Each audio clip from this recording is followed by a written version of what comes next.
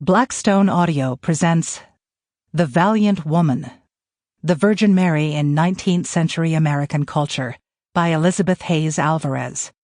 This book is read by Tamara Marston. For Isabella Cusano Hayes and Elizabeth Teresa Alvarez. Mary was not only a holy dove hiding in the clefts of a rock, a pure virgin called to feed with her milk and cradle in her arms a heavenly guest. She was a valiant woman, whom the Lord delighted to place in turn in every situation of life, in order to leave to the daughters of Eve an example to follow and a model to imitate. Abbé Orsini, The Life of the Blessed Virgin Mary.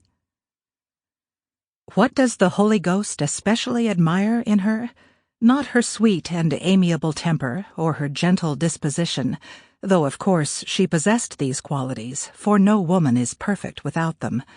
No, he admires her valor, courage, fortitude, and the sturdy virtue of self-reliance. He does not say, "Who shall find a gentle woman?" but rather, "Who shall find a valiant woman?" Cardinal Gibbons, Harper's Bazaar. Introduction. Francis Lieber, the celebrated German-American political theorist and author of the Lieber Code of Military Ethics, described encountering Raphael's Sistine Madonna as one of the seminal moments of his life, comparable to watching Napoleon's forces enter Berlin when he was 6. As a young man, Lieber journeyed 100 miles on foot from Jena to Dresden, where he immediately sought out its famous art museum. There he found himself standing in awe before Raphael's vision of the Virgin Mary, cradling the infant Christ while standing on billowing clouds, surrounded by countless, nearly imperceptible angel faces.